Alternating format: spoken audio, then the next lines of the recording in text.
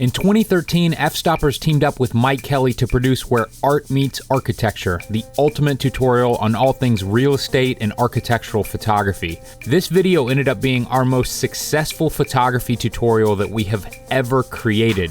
We're teaming up with Mike again to produce Where Art Meets Architecture 2, and in this tutorial, it's all about luxury properties and advanced Photoshop techniques. This is the behind-the-scenes series of the creation of this new tutorial. And if you'd like to learn more about Where Art Meets Architecture 2, head over to fstoppers.com/store.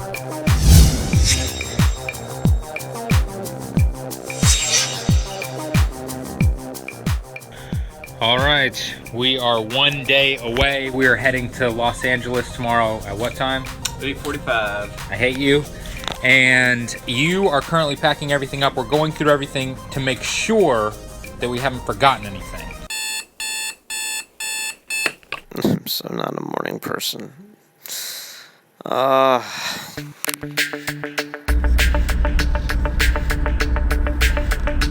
They're here over an hour early. Do they even have checking open at this time?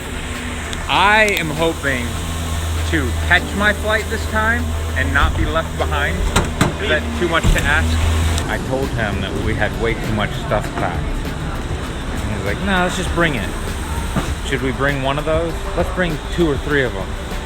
And now we can't even carry all our bags. That means the price goes up another. Oh my gosh.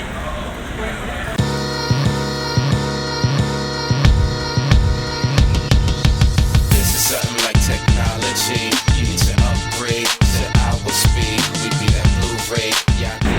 So the car David got is basically a large car. It's not even an SUV. I don't know how we're gonna fit this in there. To upgrade to our speed. We be that Blu-ray. Yeah, DVDs. It might be a little tight. Thought this car was gonna be a little bit just bigger. a little tight, huh? Cause I stepped my game up from Monopoly. Guess who? Get a clue? What's that new by the Oracle Future? There is no room. Everything is packed so perfectly right now. It's never gonna be this well packed again. So we're going back to budget. I think we should get a car like that right there, a minivan. Now I'm more like a G1, unlimited access. So we have now paid more money for the ugliest car I've ever seen in my life. Let's load up, Patrick, get your lazy ass up. Our first stop in Los Angeles. Has to be. In-N-Out, has to be. I like In-N-Out fine, but I also like McDonald's fine. And Yeah, people are like, what? McDonald's is gross. I think In-N-Out's a little overrated, but it's good. It's fine. Yeah, it tastes Five good. Guys is good too. Five Guys is on a different level. Have fun, safe sex. It's the risk to have nanochips implanted in the. What do you think? This particular burger tastes exactly like a Wendy's. Like a Big Dave's. Which is good. But maybe they just don't have Wendy's out here. So they go for this. I love everything about California except the traffic. Have we hit 10 miles? 10 miles per hour. The first person that we met with was Adam Otke.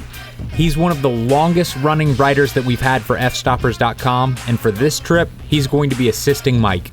What's up, man? How's it going? Good to see you. Good to see you. Yeah. And then we finally met up with the man himself, Mike Kelly. Hello. What's up, man? How's it going?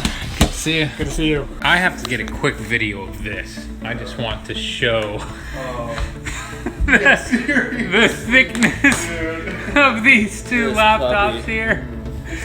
This is thinner than the entire screen. Lift that up. Look at that. Where did you get this fossil? This is new. This laptop is new. That's new? I mean, it's probably like 1 or 2 years old. This is the newest MacBook. We all sat down together and tried to plan for the first day of shooting, and then later that night we went out for a stereotypical LA pretentious meal.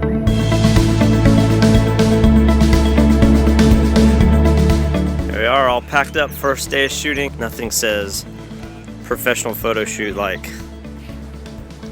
the soccer mom's car. First day of filming, how well is Mike Kelly going to do on camera compared to the first tutorial? Well, the first time he had never taught anything. So just by being able to know and master bounced lights, just one or two of them on your camera, one off camera, it'll go so far to creating.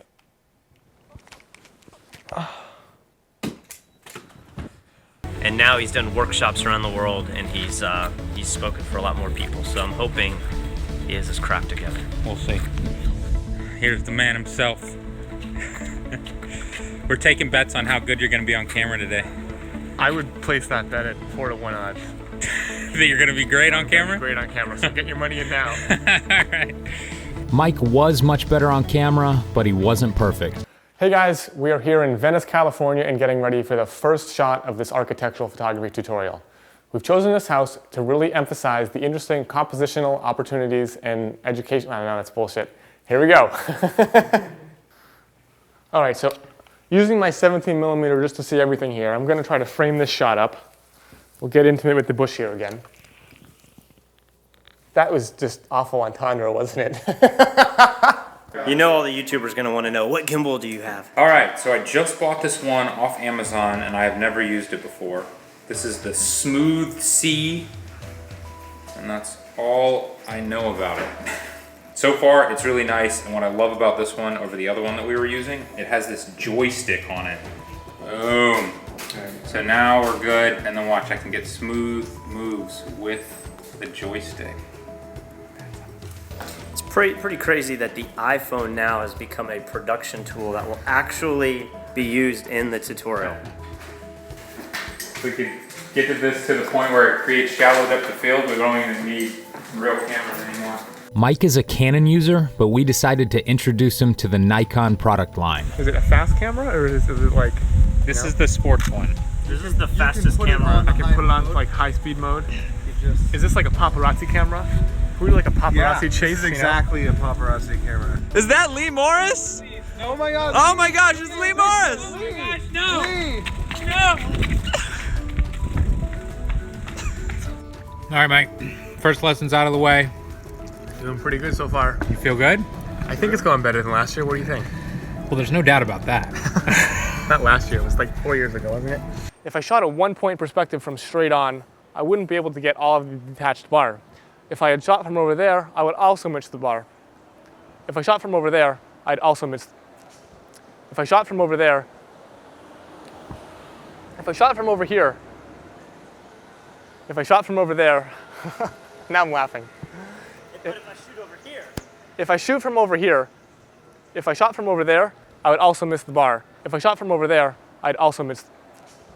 If I shot from over there, if I shoot from over here, if I shot from over there.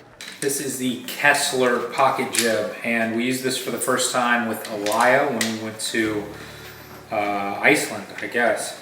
And this is the coolest jib I have ever used. It breaks down so small, and then this thing just opens up and becomes a pretty large crane. For counterweights, we don't travel with counterweights anymore. We just use another camera, and the camera itself will sit up here.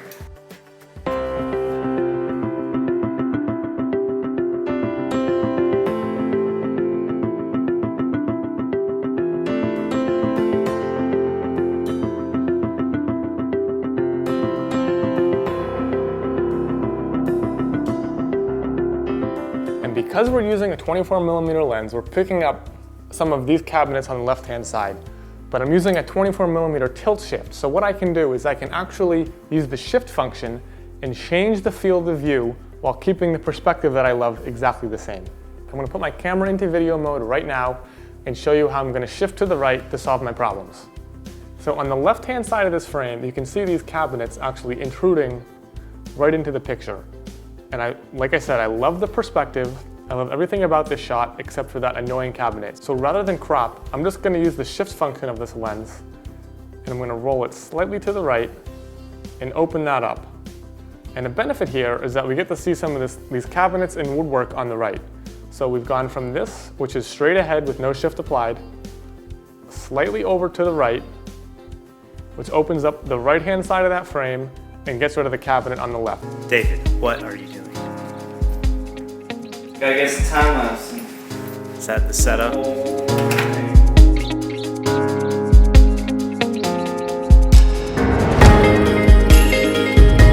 For the next lesson, we moved upstairs to the bathroom. So let's take a look at the three sort of finished images that we have. We have this one with the bounce light. Looks really flat to me, kind of washed out, too bright. We've got our natural ambient only picture, which I think is pretty nice, but honestly, I think there needs to be more mood in it. So what we did, we put a light outside. This is personally my favorite of the three. We've got nice crisp light coming in. It's modern, it's edgy, and there's the most shadow in that. And a lot of photographers might not be comfortable with these dark shadows, but you have to remember, shadow is what creates depth. It's what creates texture, and it's what guides the eye through the frame. For the final shot of the day, we stepped outside to shoot a twilight of the exterior. I'm gonna go almost inside and pretend that I am the lights in the house, and I am casting this warm glow out into the lawn, right? Just adding some texture, some detail, big soft circles of light with this hot light, pretending that we are the interior lights lighting the exterior. I also like this hot light because it's so warm, it matches the color temperature of the interior perfectly.